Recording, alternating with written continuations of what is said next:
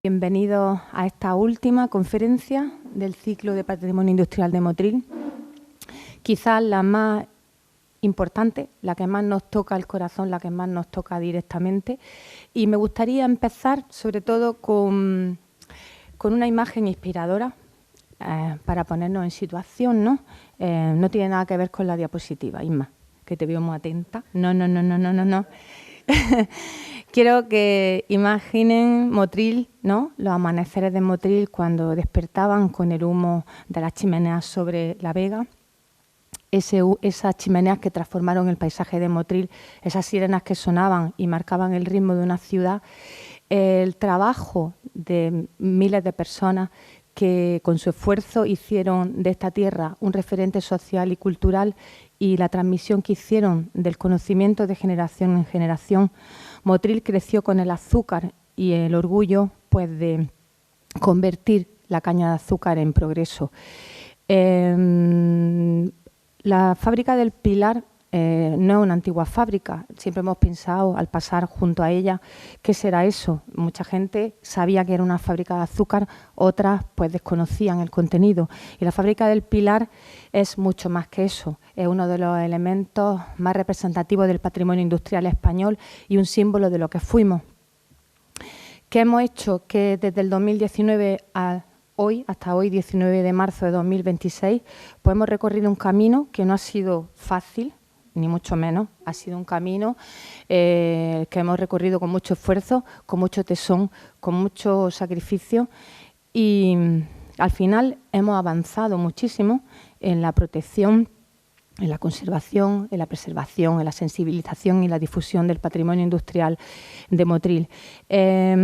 A partir de ahora, ¿cuáles son nuestros objetivos hasta el 2030? Pues evidentemente seguir caminando y conseguir que la fábrica del Pilar sea un espacio cultural y patrimonial, un espacio para la investigación, para el estudio, para la ciencia, para la creatividad, y conseguir que la fábrica del Pilar sea, o Motril y la fábrica del Pilar consigan estar en el mapa del patrimonio industrial europeo, por supuesto el español.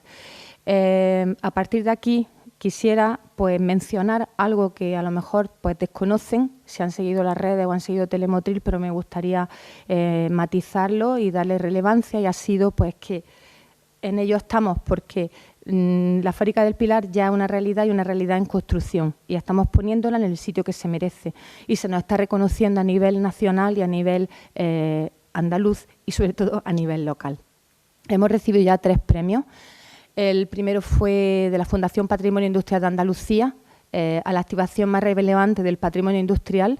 El segundo vino del Premio Progreso de la Fundación de los Pueblos de Andalucía, para el desarrollo de los pueblos de Andalucía, que nos lo dieron por las buenas prácticas en beneficio de la ciudadanía.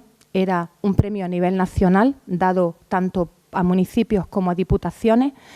Y el tercero, que es el que más nos llega, el que más nos toca el corazón, al que más importancia le damos, porque ha sido nuestro, de nuestra tierra, de nuestra ciudad, el que nos ha dado el reconocimiento, que nos ha dado el aula de pensamiento justamente este año, el 2026, y del que estamos muy orgullosos. Y sobre todo, como nos comentaba Gerardo, es muy difícil que una institución privada conceda un premio a una institución pública, y eso es de reconocer y de agradecer, y estamos muy orgullosos del premio que se nos ha otorgado al reconocimiento a nuestro trabajo, a la proyección de Motril, por supuesto, y al compromiso que tenemos con la ciudad, porque hay que decir que la primera fase la hemos culminado, y vamos a seguir con la segunda, que es nuestro próximo reto apasionante, que se me ha olvidado mencionar, y el primero que hemos conseguido de rehabilitación de la fábrica del Pilar se ha convertido en un proyecto de ciudad, ¿qué es lo que intentamos conseguir? Que la Fábrica del Pilar sea un proyecto común de todos y que todos luchemos por ponerla donde se merece. Tiene que haber implicación tanto de instituciones públicas como privadas como de toda la ciudadanía. Así que seguimos caminando y seguimos construyendo futuro. Y para eso nos acompaña hoy Alfonso. Te voy a presentar, aunque le dé la palabra a Alberto antes que a ti. Alfonso Bermejo es un arquitecto especializado en la rehabilitación y conservación del patrimonio, así como la puesta en valor a través de proyectos museográficos. Ha participado en proyectos nacionales e internacionales de gran relevancia como arquitecto, así como director de los trabajos de restauración, desmontaje, traslado e instalación del Mihrab de Al-Weynab para el Museo Nacional de Omán. No sé si lo pronuncio bien, pero... Vale, sí. En colaboración con el MT Museos, contribuyó al diseño y producción de maquetas y escenografía para el Museo Nacional de Qatar y con Icarria Atelier participó en el desarrollo de maquetas y escenografías para el Museo de Historia Natural de Abu Dhabi, así como para los pabellones Opportunity, Mobility, Expo Life and Vision de la Expo Dubai 2020. Contamos con él para los siguientes retos. Y ahora le paso la palabra a Alberto, que terminará de hacer la presentación. Muchas gracias.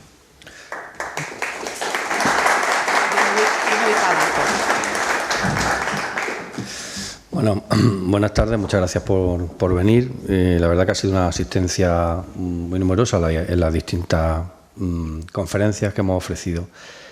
Verán, habitualmente el primer momento en que surge el ciclo de conferencias lo hacemos porque necesitamos de alguna forma explicar una cosa complicada como esto de la fábrica, lo que había que hacer, los problemas que tenía, qué proyectos teníamos y todo eso, y acompañar en ese foro pues de otras informaciones colaterales y periféricas al proyecto principal que estábamos viendo que eran fundamentales.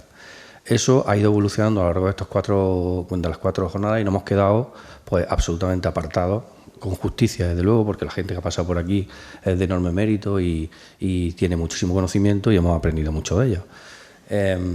Pero hoy, que es también un punto de inflexión, justo con el motivo por el cual convocamos esta conferencia para explicar un poco cuál es nuestro siguiente sueño en el hilo del reto que llevamos montado, pues era necesario recapitular un poco y recordar por qué estamos aquí, de dónde venimos, dónde estamos y dejarle el toro centrado al ponente. Por tanto, mi idea es hacer una pequeña explicación, no pienso quitarle ni un minuto a su exposición, que además es la que merecemos, la que hemos buscado que venga, y a mí me tienen en la fábrica cuando quieran para cualquier consulta o cualquier necesidad, ¿no? Quería decir que, una vez dicho esto, el sentido de esta intervención es plantear en un momentillo, mirando desde arriba y obviando muchos detalles, cuál es dónde estamos, dónde empezamos, dónde estamos, cuál es nuestro camino y a dónde vamos a parar, ¿no? Porque sí queremos incidir en la idea de que este proyecto es un proyecto de gestión seria, no es un invento del TVO que según nos va viniendo hacemos una cosa u otra. Hay una estrategia planteada con un soporte jurídico, teórico y científico serio y por tanto tiene sus pasos y su andadura, ¿no? En principio, recordad que venimos de aquí, un recinto fabril cuyo patrimonio, y no me refiero al patrimonio de valor, sino al patrimonio total, edificación, maquinaria, capital humano, esfuerzo, estaba enfocado a un medio para conseguir un fin, que era la transformación de una materia prima y la consecución de un producto, ¿no? Y la puesta de valor de ese producto. Y hoy nos encontramos en esta situación, una fábrica que ha parado y que ha convertido todo ese capital, tanto material e inmaterial, que había allí, se ha convertido el medio en un fin en sí mismo. O sea, ahora estamos recuperando ese patrimonio y el objeto de nuestra intervención es ese patrimonio. Por eso es tan importante y es el reto de hoy en día de todos los patrimonios que se intentan recuperar, la activación. El gran reto del patrimonio es que perdió su uso y hay que buscarle un uso alternativo, porque es una manera importante de que se colabore a su conservación. De momento estamos en ello. Ahora mismo es importante para el concepto que planteamos que esto es un fin en sí mismo. Ya no es un medio para conseguir otra cosa. Para ello vamos a hacer un repasillo rápido por los hitos materiales. Estos hitos tienen detrás un montón de inmateriales, de conocimiento, de investigación, de dinamización y actividades que obviamente no caben aquí para este recordatorio, ¿no? En este sentido empezamos por los primeros años en los cuales la cafetería aparece sobre los edificios de almacén de efectos y de caballerizas. El almacén de azúcar antiguo se convierte en una sala de exposiciones multiusos para varias actividades y como soporte de la dinamización y la vuelta a la actividad dentro del recinto, obviamente con un interés cultural. La Casa del Ingeniero se convierte en sede institucional de la Concejalía de Patrimonio Industrial, en donde tenemos la sede donde trabajamos y donde se dirige todo el cotarro.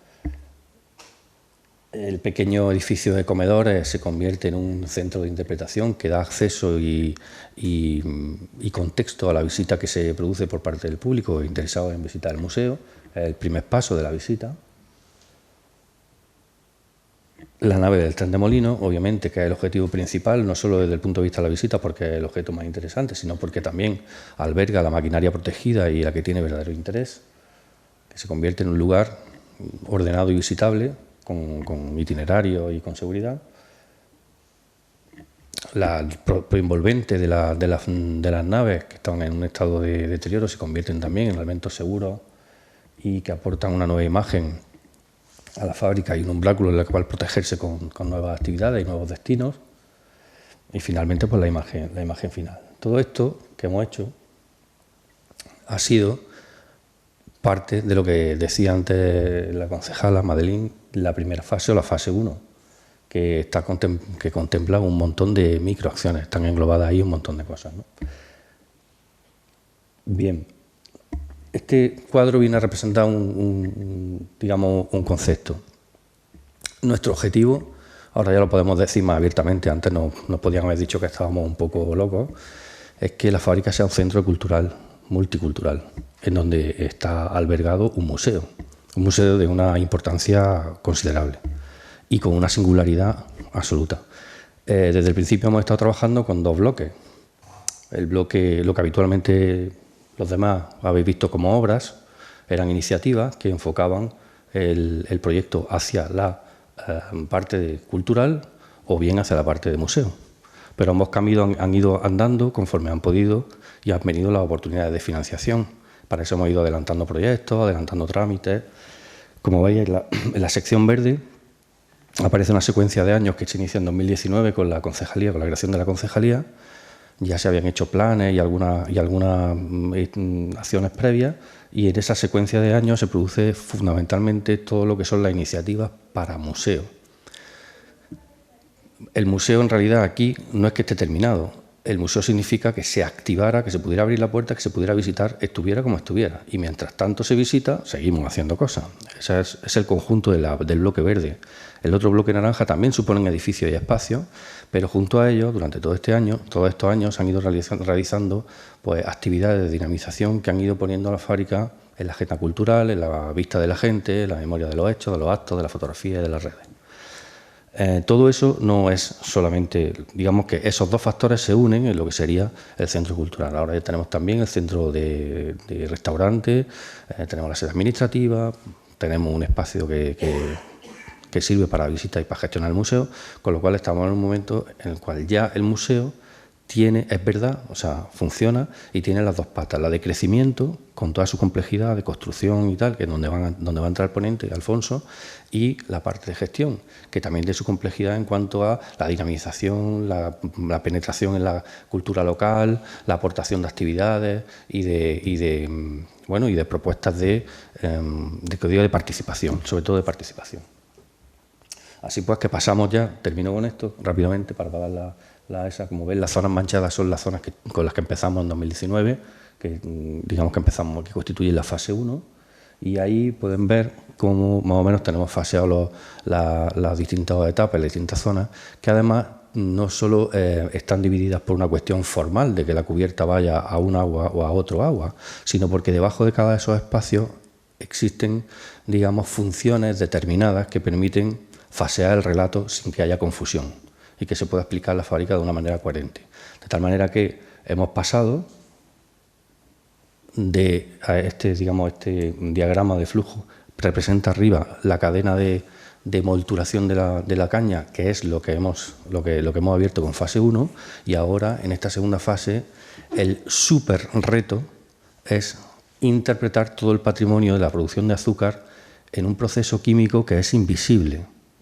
O sea, que se produce en depósitos estancos y en tubería bajo presión, y bueno, y para explicar eso pues tiene su dificultad, y para hacerlo, digamos, visible. Por eso hemos recurrido al consejo de una persona como Alfonso, creativa, ordenada y con experiencia en este tipo de retos, que nos ha fijado las líneas a partir de las cuales vamos a trabajar para concretar la fase 2 del museo, que conlleva, bajo fondo, seguimos con la memoria oral, que nos sigue aportando datos y conocimientos sobre el tema, pero conlleva una intervención que tiene arquitectura, ingeniería y imaginación, museografía y creatividad en una misma fusión. Y eso es lo que pretendemos que explique ahora. Alfonso tiene una trayectoria espectacular, ha hecho cosas impresionantes y bueno, y está aquí para sorprendernos. Así que muchas gracias por acoger y el reto de explicarnos todo esto. Y nada, adelante. Muchas gracias, Alberto. Voy a poner la presentación un segundito, que la tengo en otra carpeta.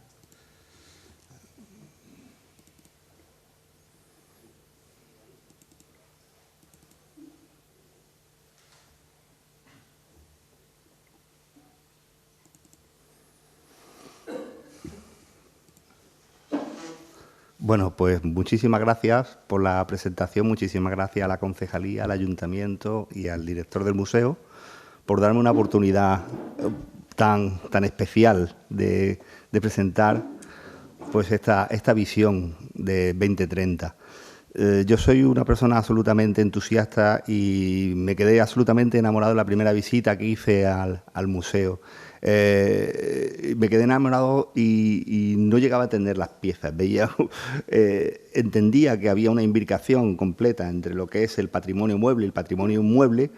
Vi una imagen congelada y vi algo que yo visito muchos museos, que no he visto en ningún otro museo, o sea, de la ciencia y la tecnología. Si ustedes tienen la oportunidad de visitar el Museo de Ciencia y Tecnología, siempre aparecen las máquinas de vapor como elementos extraídos, descontextualizados, no están en una cadena.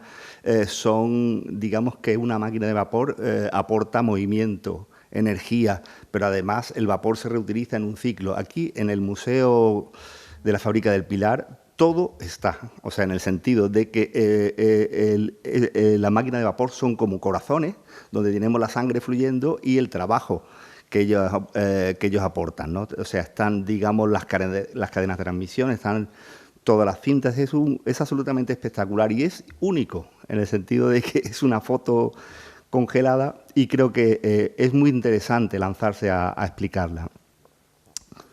Bueno, pues voy a contaros cómo Madalena ha hecho el apunte un poco de mi trayectoria profesional, voy a contaros cómo yo llegué a este mundo de los museos, ¿no? Yo y mi mujer, María de la Barca, que está aquí, pues trabajamos en Granada en temas de restauración y rehabilitación. Y bueno, habíamos hecho para Villanueva de la Mesía un pequeño centro de interpretación, una obra pequeña, y bueno, ahí entramos en contacto con la labor profesional de un amigo mío que se ha dedicado a la museografía y la verdad es que me picó el gusanillo, me encantó.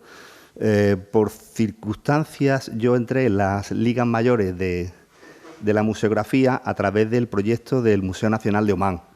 Allí hacía falta un perfil un poco especializado para una labor absolutamente compleja, como era la extracción de este oratorio de Sumirrab, un oratorio de una mezquita del siglo XVI, que estaba en medio del desierto y hacía falta alguien lo suficientemente experto e insensato que fuera capaz de ir allí durante 3 meses, conservarlo, desmontarlo, restaurarlo y llevarlo y exponerlo museográficamente.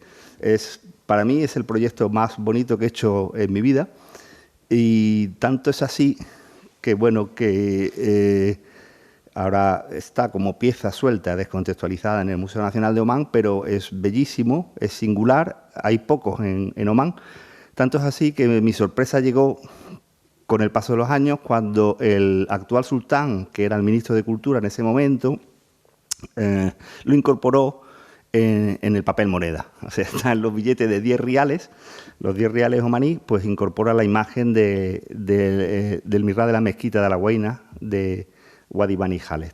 Bueno, allí en museografía también participé un poco en la dirección artística y producción de maquetas de territorio, vernáculas. Aquí pues yo dirigía a diferentes maquetistas de gran nivel internacional, intentando pues aunar y confluir los intereses de todos. O sea, que pudiéramos representar pues el territorio, la arquitectura omaní de la manera más digna y bonita, con piezas que fueran completamente singulares, ¿no? Aquí tenéis un sistema de regadío, que es el Aflash, que es nuestro sistema de acequias, que es muy parecido, y está representado pues con una máquina, digamos, a través de una montaña hecha con una serie de niveles producidos con una máquina de corte numérico de tablero de contrachapado, al igual que la bahía de Mascate, que es una maqueta que representa Mascate en el año 50. En la siguiente, pues utilizamos una madera maciza de cedro pues, para representar los fuertes de Omán. Omán tiene una gran tradición urbanística, urbana, y el territorio pues fortificado, porque claro, cada uno aguanta su terruño.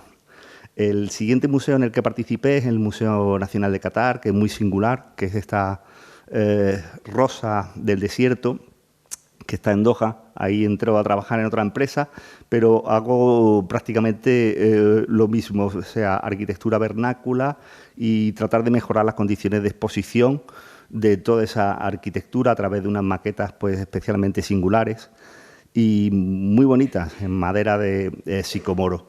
Aquí, pues bueno, aquí quiero enseñaros una cuestión que es muy interesante, que es que las maquetas, aparte de poder ser bonitas, también pueden ser base para proyecciones, con lo cual ampliamos la capacidad expositiva y de introducir contenidos en las maquetas, ¿no?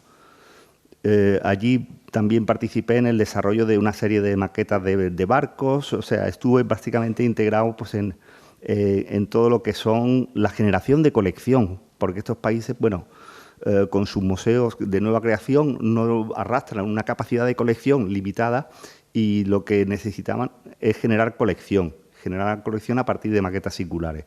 En la Expo de Dubái, pues todo cambia, todo es mucho más divertido. Aquí podéis ver estos tres señores que son Ibn Battuta, Al-Bakri y el otro que no recuerdo bien el nombre, pues son unas maquetas que hizo Weta Workshop, una empresa neozelandesa, y la escala es 8:1. Las expos son diferentes, son divertidas, son desafiantes. Digamos, el rigor de contenidos y exposición se disuelve un poco por el espectáculo. O sea, lo que se busca es llamar la atención un poco al espectador, y la verdad es que en la expo me lo pasé muy bien, pese a la pandemia. Aquí tengo, bueno, esta es la última intervención donde he participado en la producción de maquetas, escenografías y dioramas del Museo de Historia Natural de Abu Dhabi. Allí, bueno, es muy singular, cambia completamente, digamos, cambia un poquito el objetivo, no se habla de arquitectura, sino ya pasamos a hacer historia natural y maquetas de muy diversos tipos. De estos son reconstrucciones, digamos, históricas de un animal del Triásico. Esto es un mosasaurus, que es un gran depredador del marino, del Triásico. Aquí tenemos un Estetotetravelodon, que significa que tiene 3 colmillos. Es como digamos, el elefante en una evolución, un estadio de evolución anterior al elefante que conocemos actualmente. Con esta fotografía quiero mostrar el nivel de detalle con el que se trabaja en todas estas escenografías. Hasta las plantas tienen, pues fijaros, tienen todas las partes identificables, ¿no? Y bueno, fue una experiencia muy divertida, y yo la verdad es que soy una persona muy, muy entusiasta y disfruto mucho haciendo todo lo que tengo la oportunidad de hacer. ¿Dónde enlazo yo con el museo? Bueno, pues yo soy el redactor de los estudios previos de esta fase que ha comentado Alberto, que es la fase de la química. Esta imagen representa un poco sobre una sección real del museo, un poco pues una especie como de de fiesta, ¿no? del trabajo, tanto en cuanto están ocurriendo muchas cosas, los operarios van haciendo cosas. Es una manera divertida de intentar introducir lo que voy a explicar a continuación. Bueno, del estado actual de las naves de evaporación y encalado, bueno, voy a hacer una vista zona por zona, que supongo que ustedes ya conocerán, pero bueno, es digamos, lo que quiero es evidenciar ese diagnóstico, una semana y anotarlo un poquito con la descripción de los procesos industriales. En realidad, ¿qué se está persiguiendo? La transformación de la caña en el jugo es a través de la molturación. Es un proceso que es muy fácil de identificar, donde hay una recirculación del jugo y la separación del bagazo y el bagacillo. O sea, son procesos que son muy fáciles de asimilar, pero una vez que se tiene el jugo, ya empieza a ocurrir varias cosas, muchas cosas, y entonces están encadenadas y son difíciles. Entonces, bueno, utilizo esta cita de Ortega y Gasset pues para intentar ver cómo te aproximas a un entendimiento. Pues yo creo que la visión es la de la poliédrica, o sea, hay que adoptar la capacidad de ver una cosa desde muchos puntos de vista. O sea, hay tantas realidades como puntos de vista. Entonces, es una aproximación a partir de lo fragmentado. Cuando nosotros vemos a la entrada del museo estas piezas aquí, creemos que están abandonadas, que no tienen destino, pero es mentira. O sea, en realidad existe ya, y eso es lo que también me ha llamado muchísimo la atención del Museo Industrial del Azúcar, existe ya un proceso de inventariado, catalogación, ordenación y montaje virtual de cada una de las máquinas. O sea, aquí no hay nada abandonado, todo se está moviendo y se mueve pues a diferentes niveles y es muy, muy interesante. Para poner un poco en situación la zona de intervención, aquí tengo en verde marcada la sala de molturación y estas son las salas de evaporación y cristalización, más centrifugado, la que está en marroncillo, y en azul es una sala un poquito más complicada, que es de encalado y sulfitación. Bueno, antes de hablar del estado físico de la edificación, quiero hablar un poco del estado emocional del museo. Yo creo que vosotros, los motrileños, tenéis que estar muy, muy orgullosos de lo que tenéis. O sea, como desde el punto de vista de institución, que habéis conseguido crearlo y echarlo a andar, que eso es muy importante, porque es más difícil parar un vehículo en movimiento que parado. Entonces, en cuanto está en movimiento, pues son pasos y procesos que ha descrito muy bien Alberto, y yo simplemente quiero contar la visión que he tenido desde fuera, que es absolutamente milagroso como una cadena de sucesos pues os está llevando por un tan buen camino y además siendo tremendamente humildes, ¿no? Pues yo creo que la recopilación de los testimonios de los trabajadores de la fábrica es un elemento de un valor incalculable, ¿no? O sea, digamos que hay como tres cosas que se unen y son indisolubles. Son, digamos, el patrimonio mueble, el edificio está ahí, el patrimonio inmueble y la línea del producto, o sea, que está perfectamente encadenado todo, y lo que es el patrimonio de lo vivido, la memoria colectiva. Yo creo que tenéis las piezas más que suficientes para hacer un extraordinario museo. La catalogación de la maquinaria, el inventariado, el levantamiento 3D del edificio y de maquinaria, hay especialistas trabajando en diferentes niveles. También el estudio que existe del territorio, el paisaje, los cultivos, y también la identificación de la línea del producto y también otros elementos que están relacionados con el azúcar, que están identificados y que también son objeto de estudio, que son pues, las alcoholeras, el chocolate, etcétera. Bueno, y directamente me meto dentro del edificio y esta es la sala azul, que es la sala del encalado. Bueno, esta sala en la pared del fondo es la que está conectada con la gran nave de la molturación. Y entonces, ¿veis ese conducto tan grande que sale ahí? Pues es la salida que tiene el vapor de la máquina de vapor que mueven los trenes de molino. Ese vapor se reutiliza y se inyecta en recalentadores, o sea que hay, digamos, una serie de conductos que van indicándonos que todos los procesos se alimentan y se van a ser reutilizados, ¿no? En esta sala se producen dos de los elementos más importantes de la química. Bueno, el encalado sirve para clarificar el jugo, que ya ha sido, y para evitar la inversión de la sacarosa.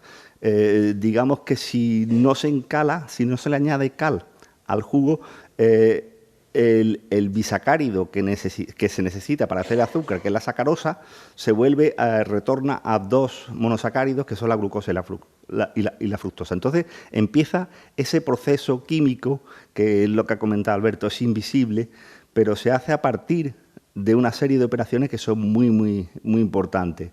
La sulfitación genera mejora de color y el precipitado de parte de la impureza, y la carbonatación es la que genera ya el precipitado completo del carbonato cálcico y ya pues permite tener un líquido puro para pasar a evaporación y poder empezar la cristalización pura y dura.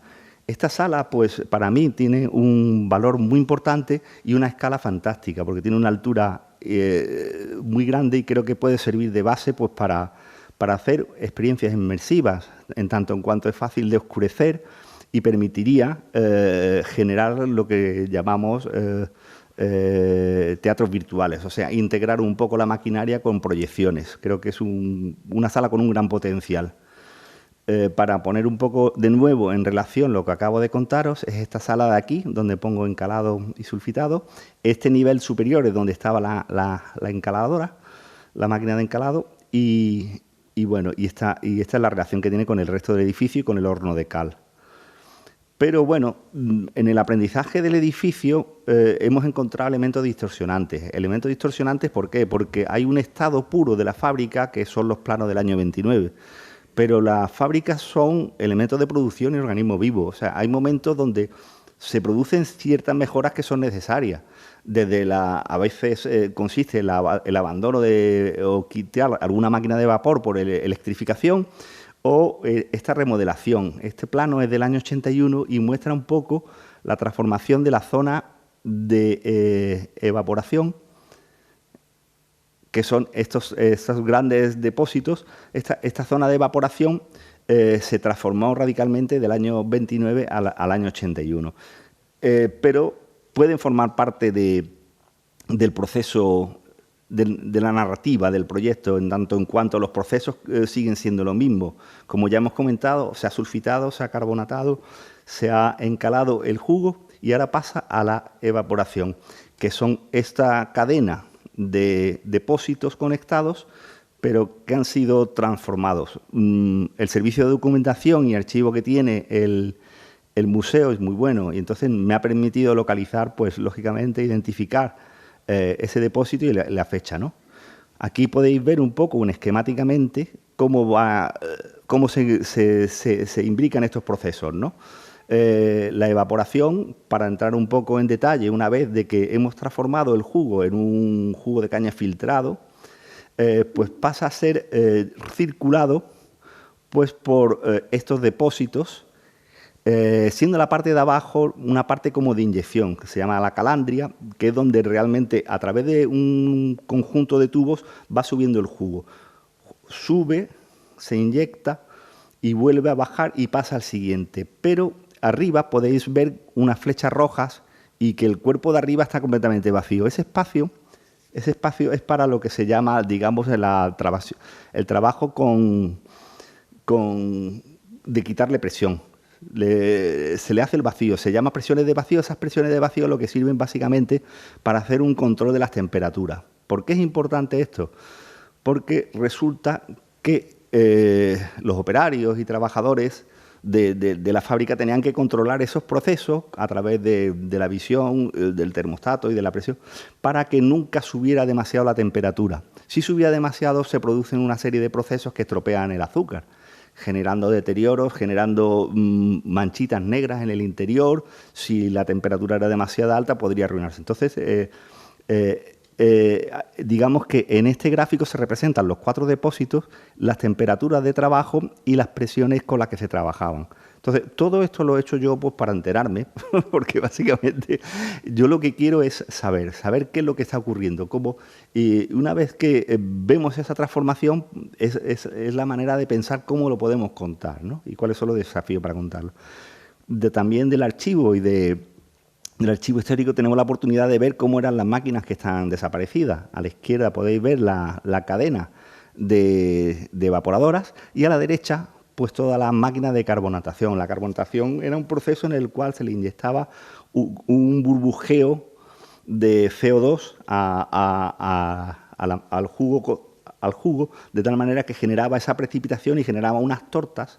O sea, eso es otra de las cosas maravillosas que he aprendido de vuestra fábrica, es que todos los desechos son reutilizables, forman parte luego, de alguna manera, son utilizados como fertilizantes o son utilizados en una u otra uso.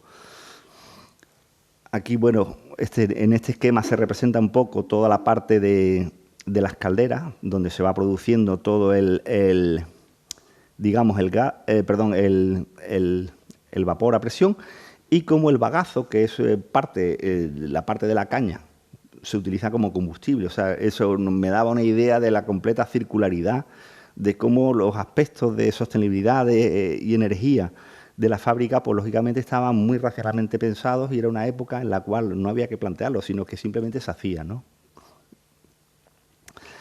Y bueno, una vez que digamos que hemos pasado el jugo a través de la evaporación, ha perdido una cantidad importante de su agua, pues pasa al proceso de cristalización. El proceso de cristalización es complejo. Ahí reconocéis que están hay 5 tachas y 2 horizontales que funcionan individualmente. Y la manera en la que funcionan es a través de la inyección del jarabe, pero de manera continuada. Ahí el papel, digamos, de los maestros de la mezcla era muy importante, en tanto en cuanto podía volverse a producir el problema de que un sobrecalentamiento podía estropear la masa. También era el papel muy importante de todas aquellas personas que trabajaban con los análisis y lo iban controlando. Paso a la siguiente. Aquí podéis ver un poco cómo el estado de conservación de los tachos. Yo creo que están relativamente bien, en el sentido de que son piezas de madera, del interior es de cobre, y creo que podrían restaurarse y ponerse en exposición pues bastante bien. En la siguiente fotografía quería mostrar la vista de debajo de los tachos de la película Cuba, que también me llamó muchísimo la atención verla. Y en la fotografía de al lado, veis cómo funcionan estos tachos, que tienen una serie de llaves. Son complejos y tenían, digamos que una especie como de magia de alquimia, en tanto en cuanto tú vas inyectando jarabe, pero también vas reinyectando mieles. ¿Qué significa esto? Las mieles son los desechos del centrifugado, pero se vuelven a inyectar. ¿Por qué? Porque lo que importa es extraer el máximo número de sacarosa posible, hacer los cristales lo más grandes posible y reutilizar continuamente todo lo que ha salido de las centrifugadoras, que lo veremos luego en la siguiente. Los tachos son, creo que, unas piezas fantásticas para la interpretación.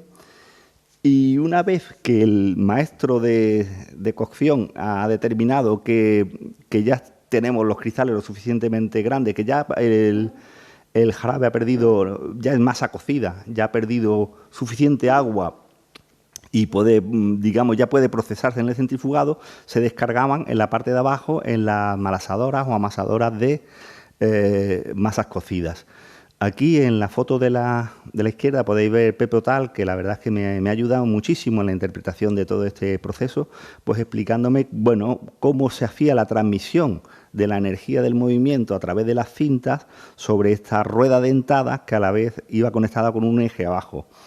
En la siguiente fotografía se puede ver que es de los 4 malasadores el único, solo uno conserva completamente todo el mecanismo y estos dos de aquí, por ejemplo, que salen en la fotografía la han perdido. O sea que tenemos la suerte de poder ir reconstruyendo piezas y procesos para poder explicarlos. Bueno, el malasador también es muy, muy importante porque, digamos, que hacía una reducción de temperatura y a la vez había que mejorar la viscosidad para entrar en la centrifugadora. No podía entrar tan viscoso, con lo cual se le añadía una cantidad de, digamos, de mieles sobrantes de otros centrifugados para que se pudieran ser más manejeros. Una anécdota que me contó Pepe Otal es que esta máquina es la que tiene que estar funcionando, digámoslo, los 3 meses de trabajo sin parar. Si se para esta máquina, se genera un problema colosal, puesto que la masa cocida puede llegar, si se enfría, se transforma prácticamente en un hormigón.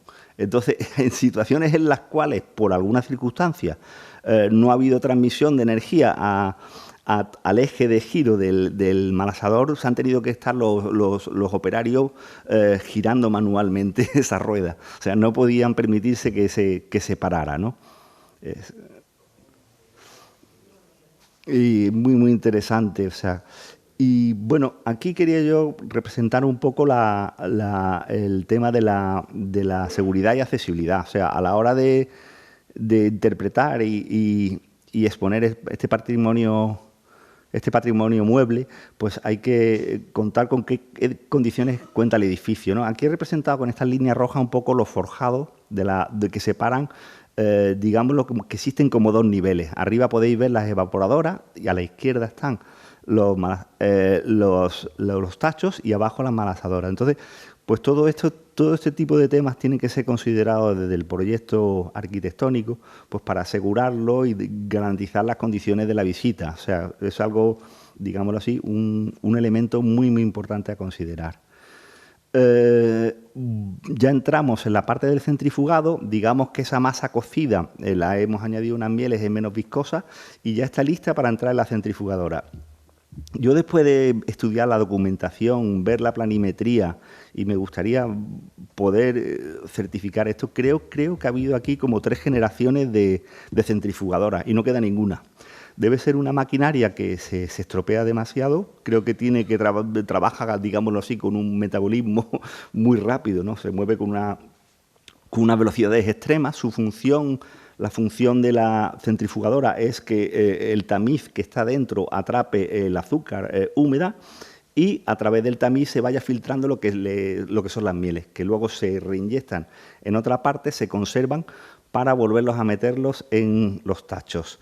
Creo que las centrifugadoras pues no quedan, pero sí tenemos documentación como para poder reinterpretar la reconstrucción de las centrifugadoras, incluso los ejes de transmisión y las cintas que podían tener. Este plano es del 48 y bueno, necesito pues seguir investigando para determinar realmente qué podemos encontrarnos, porque luego la realidad física es diferente. Si observáis el plano, pues tiene como 2 grupos de centrifugadoras y luego al final se construyó una especie como de forjado y un nivel inferior. Y el eje, pues es posible que estuvieran las 2 centrifugadoras fueran pareadas, pero estuvieran en diferentes emplazamientos.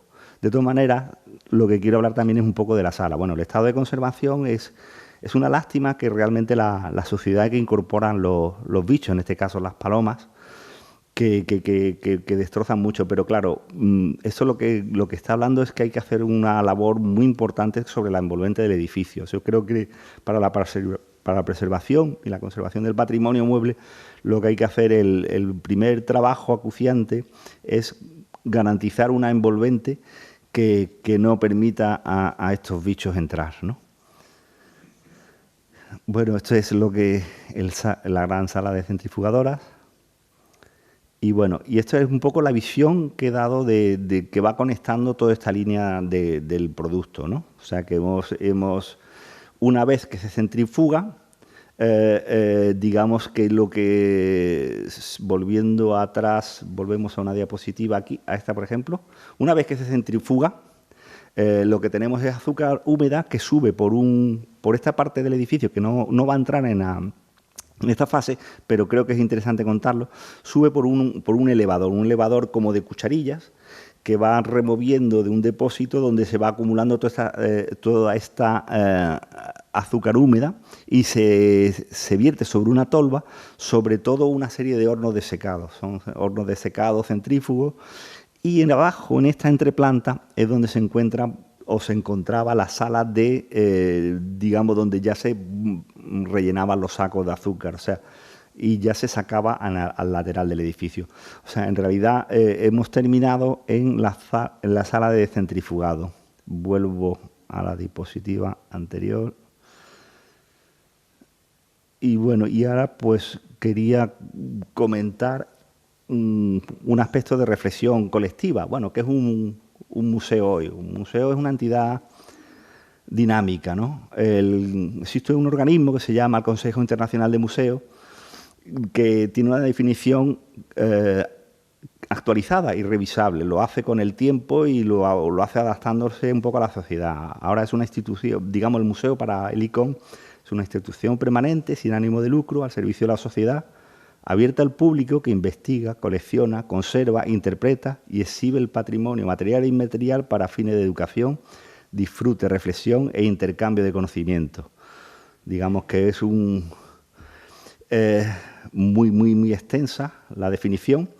El museo como proceso abierto, donde la investigación, sostenibilidad, participación social, inclusión. Ahora, por ejemplo, nosotros en todos los museos que participo, es muy importante que el cliente siempre tenga la posibilidad de que todas las personas con discapacidades físicas pues, puedan acceder a réplicas táctiles, o que puedan tener información en audio sobre cualquier objeto debido a alguna discapacidad visual.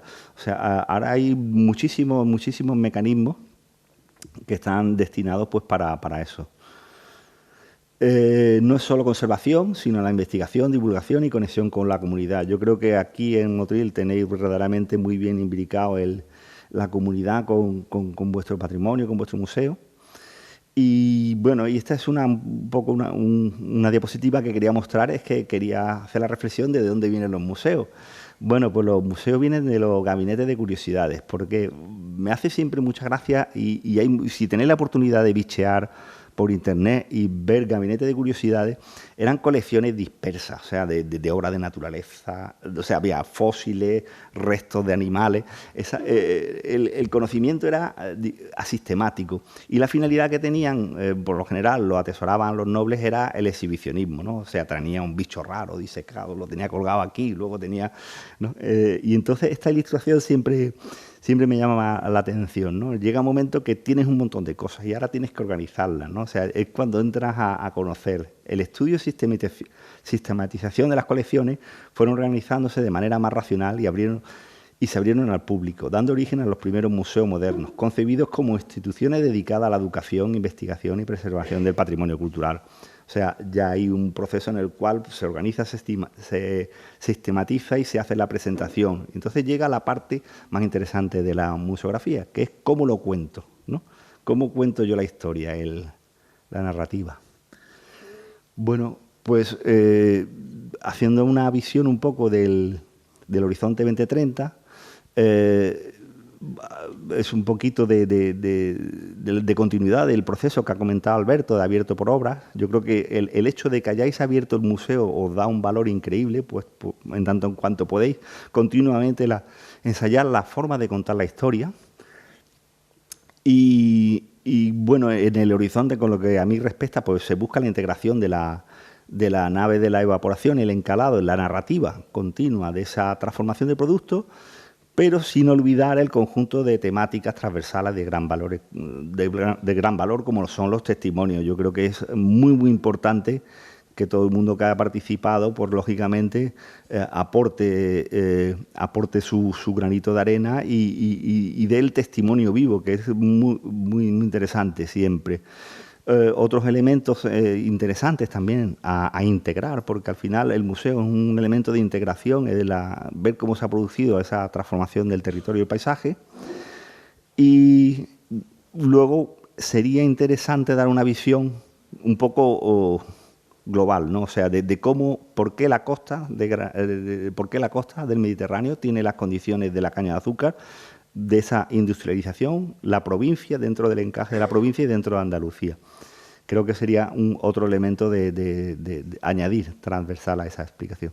Esta foto la traigo porque estuvimos en Nantes. Nantes es una ciudad muy industrial y la decepción es encontrarme de que allí no se conserva prácticamente nada. Se conservan elementos singulares como grandes grúas o el puente móvil o una serie o estructuras de tipo roblonados que se incorporan a las edificaciones existentes. Y me reafirmé diciendo, lo que tiene Motril es muy especial. Ahí estaba la fábrica de luz, de las galletas.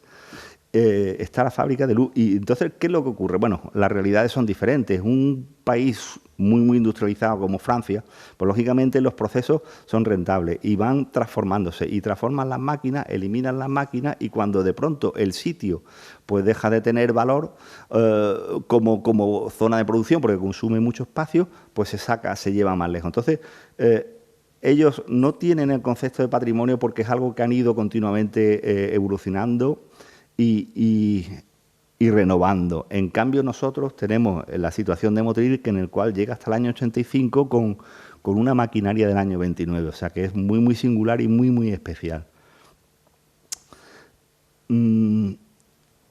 El balance, bueno, también para el tema del futuro y del 2030, pues el balance de la exposición permanente con las exposiciones temporales, eso es un grandísimo valor que tenéis que explotar.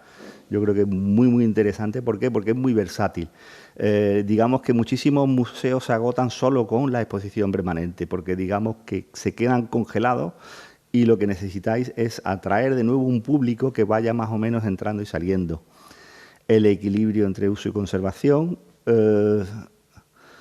Y bueno, y aquí quería hablar yo de la descontextualización. Esta es una máquina de vapor que está en la Escuela Técnica Superior de Ingenieros de Madrid y es una máquina de vapor descontextualizada. En realidad aquí te cuenta sobre la propia máquina, pero no está conectada a nada, no está conectada a un edificio, no está conectado a un proceso productivo, con lo cual lo que tiene Motril es muy importante, que es el enfoque integrador, en el que se reconozca el valor cultural de los espacios industriales como soportes materiales de la memoria colectiva y como recursos activos para el desarrollo territorial y turístico. Yo creo que tenéis un elemento muy importante.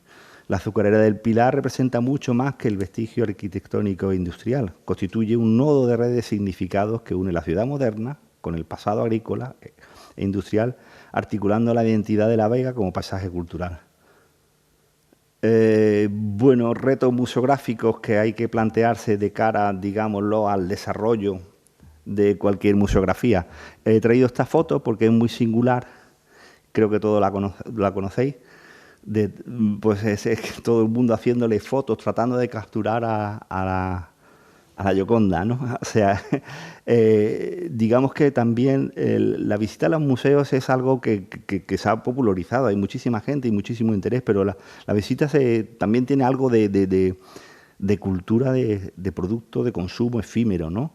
Realmente es importante hacer la foto y luego irse, ¿no? Eso no, y bueno, y dominados por esta inmediatez, los visitantes coleccionan vistas panorámicas desterrando la intrahistoria a pie de páginas olvidadas. Bueno, ¿cómo se lucha contra la dispersión del visitante y los tiempos? Pues hay que atraer la atención del visitante en un contexto que es complejo, la sobreexposición visual y tecnológica, el móvil, los tiempos. Ahora por ejemplo, mis hijos realmente no son capaces de ver una película que me pueda gustar a mí, porque los tiempos que van utilizando la película no son los suyos. Ellos necesitan que los guiones tengan un nudo de desenlace y luego tengan un giro. Y digo, bueno, necesitan siempre continuamente que haya algo más, ¿no? Y tenemos que poner medios, ¿no? Medios pues para volver a atraer al visitante y volverle a meterlos en la rueda de los contenidos, ¿no? De que sepan, de que aprendan, de que alcancen el interés de interpretarlo. ¿Cómo se suele hacer eso? Con más tecnología. Ahora todos los museos son experiencias mixtas, ¿no? Inmersivas, donde en realidad, bueno, se busca efectos sorpresa, se le busca mucho llamar la atención, se busca que, bueno, que todo sea comprensible desde un nivel mucho más tecnológico. Bueno, pues las conclusiones que aporto es que, bueno, que el Horizonte 2030 es un centro de memoria viva, de investigación, de divulgación, y que la reivindicación de la museografía como puente entre el pasado y el presente y el futuro. Luego, aquí, por ejemplo, también teníamos pensado, pues en realidad, si conocéis el interior de la fábrica, hay una cantidad de conductos enormes. Pues lo que tenemos pensado es intentar establecer o hacer un estudio para establecer un poco lo que son conductos de ida y retorno del vapor, de recirculación de agua, los que son de jugo, los que son, de tal manera que en un momento dado podamos, mediante una leyenda relativamente sencilla, identificar, ¿no?, la función de estos conductos e interpretarlos y ayudar a interpretar qué es lo que está ocurriendo, ¿no?, en ese proceso. ¿Quieres que explique, por ejemplo, el Pepper Ghost? Ah, el Pepper Ghost. Bueno, eso es muy...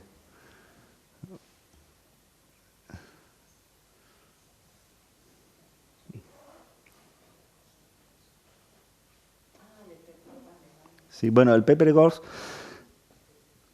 vosotros conocéis la maqueta que está en el foso, ¿no? Es una maqueta fantástica del año 53, de una feria agrícola, relativamente funcional, en el cual pues se representaba todos esos procesos de transformación, ¿no? Entonces, bueno, la idea que yo arrojé es, bueno, introducir la maqueta dentro del edificio, en una zona acondicionada para ella, y, bueno, y utilizar un sistema que se llama teatro virtual. El teatro virtual, mediante un dispositivo audiovisual y una lámina transparente, permite situar pequeños hologramas dentro de una escena. Aquí abajo podéis ver un Pepper Ghost que vi en un museo muy interesante sobre la navegación, donde esta persona andaba por una escenografía de cosas, ¿no? Y es muy divertido. Entonces, la intención que tenemos para la máquina es que un grupo de operarios pues vayan trabajando, yendo de un lado para otro, manejando bombas, teniendo que parar, desembragar algo, embragar o llevando cosas. Y bueno, y que la marquesa de Esquilache pues pase por allí en un momento dado, como controlando todo el proceso y vigilando. O sea, que sea una interacción y toda esa maqueta sirva de introducción en la parte de la química, de tal manera que haga más ameno el conocimiento de cómo se imbrican todos los procesos, de cómo se conectan, ¿no?, a través de un elemento tan visual, tan potente y tan bonito como es esa maqueta.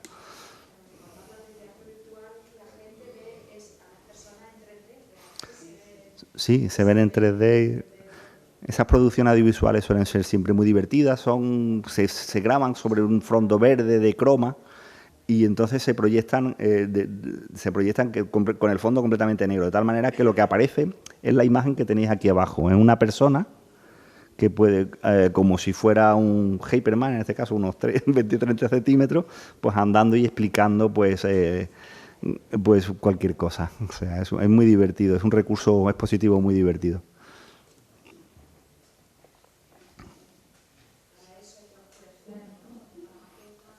Sí. Bueno, exacto. Aquí hay un juego de luces que hay que también controlar, porque claro, esto es como el teatro, no vas encendiendo y apagando determinadas escenas, forma parte de la integración de un sistema de pequeños focos con la propia proyección. Suelen ser películas que duran de 5 a 8 minutos, no pretenden llamar mucho, atraer muchísimo más tiempo, no es un audiovisual al uso con más. La sala de encalado era lo que os comenté de la experiencia inmersiva. Bueno, aquí está un poco más o menos. La sala de encalado cuenta con una doble altura, tiene 2 máquinas y entonces la intención es colocar dos dos grandes superficies de proyección cruzadas, de tal manera que se pudieran, digamos, verter contenidos al mismo tiempo. En una de ellas, pues puedes estar explicando directamente lo que está representado, que es una molécula de sacarosa, y luego la puedes ir imbricando con el proceso que está dentro del esquema de producción, ¿no? Se genera esta experiencia inmersiva. Luego tenemos otro... también se llama teatro virtual porque en realidad se hace sobre una malla que se llama hologhost, o sea, una malla de gamuza transparente. Esa gamuza transparente permite una proyección opaca, pero tú detrás puedes introducir un juego de luces de tal manera que vas iluminando los recalentadores, los depósitos, y puedes hacer que parte de la arquitectura pase a ser parte del audiovisual. Simplemente aumentas la luz, reduces la proyección y de pronto te puedes encontrar pues una persona moviéndose a través de los depósitos y luego vuelves a proyectar y tienes una proyección absolutamente opaca. Es muy divertido y os voy a enseñar, digamos, el ejemplo que se utiliza. Bueno, tiene muchísimas aplicaciones y, por ejemplo, esto es un espectáculo de baile, ¿no? Donde, bueno, veis aquí dos bailarines y están metidos en este cilindro de la gamuza, ellos van bailando, hay luz proyectada, y luego lo que hay es una proyección audiovisual de 360, ¿no? O sea, alrededor, con lo cual es un recurso muy interesante y muy divertido. Y todas estas cosas, bueno, no son caras. Si se organizan bien, ¿no? No, en serio, si se organizan bien pueden salir y son muy efectistas. O sea, realmente ayudan a alejarnos del móvil, ¿no? Y de pronto meternos y realmente dejarnos llevar por la historia. Pues nada, muchas gracias.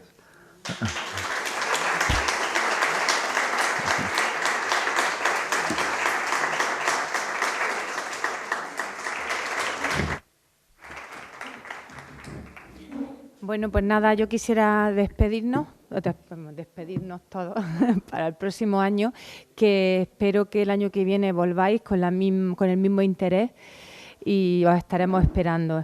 Yo creo que seguiremos la misma línea, tratando temas que despierten el interés de los ciudadanos y que os impliquéis siempre en este tipo de actividades porque es como así conseguimos poner en valor todo el patrimonio industrial de Motril. Así que muchísimas gracias y nos vemos el año que viene.